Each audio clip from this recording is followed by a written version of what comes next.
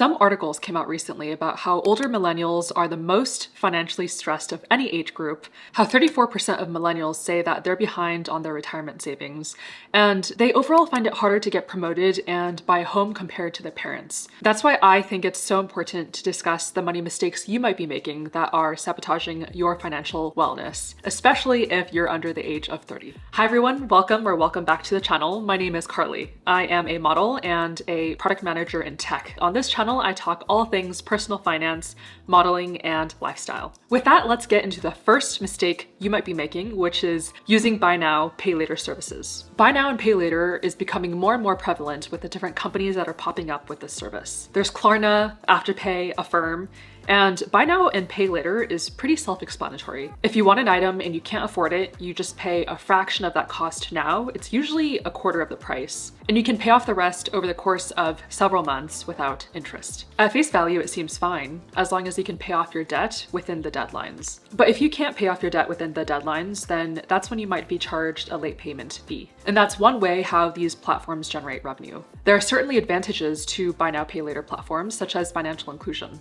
It provides people who might not otherwise be able to afford an item the ability to buy the item, especially if it's urgent. But this isn't without risk. The problem comes when we're buying items that we really can't afford to pay off in full. The Federal Reserve did a survey back in 2021 that showed that 51% of buy now, pay later users used buy now, pay later because they couldn't afford to pay the full price of the purchase at the time they were purchasing it. On top of that, there was another recent study that showed that having the buy now, pay later option generally encourage people to spend more money than they otherwise would have. In general, customers spend as much as 20% more than they would have with the buy now, pay later option available. With this in mind, it's important to only buy items if you can afford to pay them off in full and if you will actually truly use them. If you're in dire need of something that is outside of your regular budget, that's when you might consider tapping into your emergency fund. And if you do have to use a loan to buy something, you might as well use a credit card, pay it off in full, and get the points or cashback rewards while you're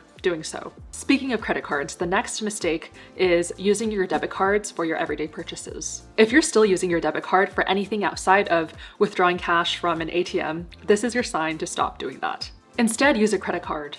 There are a number of reasons why a credit card is better than a debit card. With debit cards, in the realm of financial health, you're not building credit history. You're also, as I mentioned earlier, missing out on cashback and travel rewards programs that credit cards usually have just to reward you for spending money. In the realm of security, it's also really difficult to dispute charges on your debit card. The debit card links directly to your checking account. So if your debit card, for whatever reason, gets stolen and someone is able to make charges on your debit card, it's so much harder to get money back once it's been taken out of your checking account. With a credit card, the money is borrowed until I pay it off in full every month. So if I see a charge on my statement that I know I didn't make, all I have to do is call my bank and tell them that there was some sort of fraud. Then it's the bank's responsibility to get the money back. And there's absolutely no risk to me. I go more into detail in this in my video on demystifying credit cards and credit scores, which you can find here. The next mistake is to not buy a brand new car. I should be extending this to any depreciating asset, which might include furniture, bags, certain types of jewelry, definitely tech gadgets. Anything that changes with time, trends, or innovation will generally depreciate because it's human nature to always want the newest thing. That is, unless you're going for the vintage resale market, in which case you'll probably have to hold on to your item for decades before the market for that item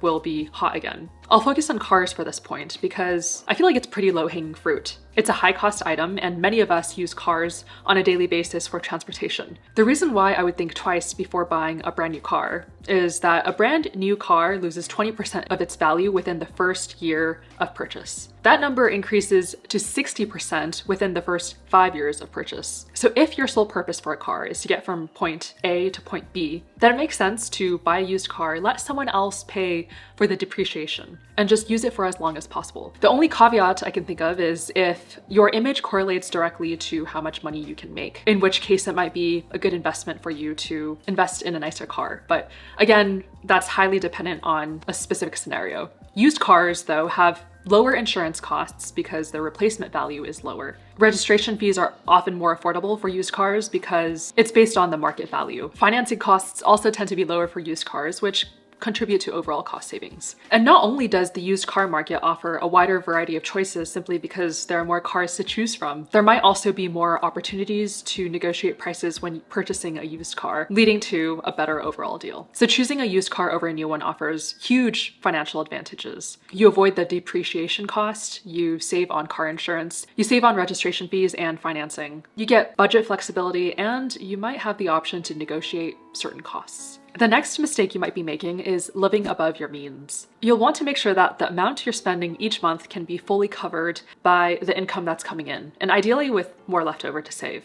If it can't be, then that means you're living above your means. And when you get a pay increase, you'll also want to avoid lifestyle inflation. Lifestyle inflation is when we gradually increase our standard of living as our income rises. We upgrade to a more expensive lifestyle, and as a result, we're not able to save more even though we got a raise. And sometimes we might even still be living paycheck to paycheck because of lifestyle inflation. And lifestyle inflation might look like increased spending on non-essential items like entertainment, luxury items. It might be moving into a more expensive apartment or purchasing a more expensive car. While some of these purchases might be one-off instances, it does have an overall impact on financial goals because it's easy to inflate our lifestyle, but then the problem comes if, for whatever reason, our income decreases.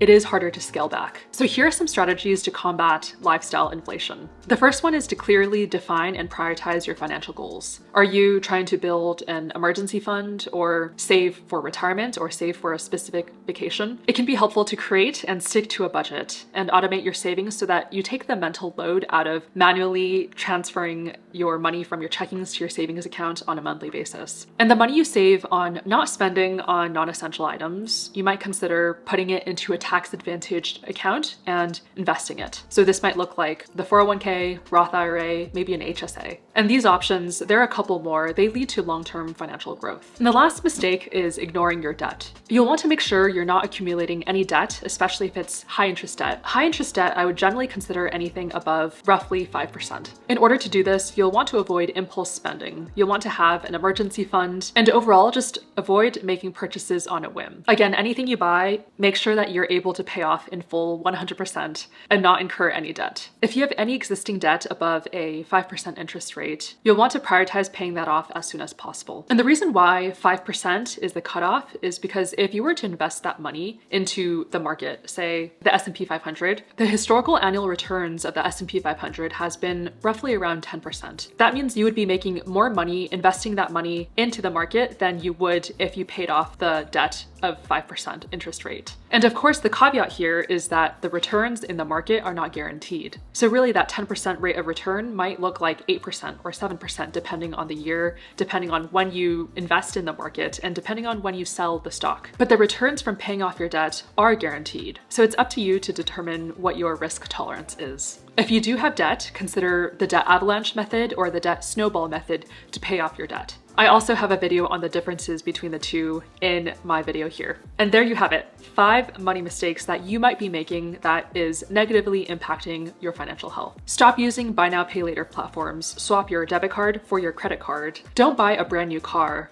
or reconsider depreciating assets in general. Don't live above your means, and don't ignore your high interest debt. Are you making any of these mistakes? Let me know in the comments below and what your course of action is. If you watched all the way here, you should definitely like and subscribe so I can make more of these videos. If you like this video, I think you would really like this video here on easy financial habits to adopt for long-term financial success. I'll see you there.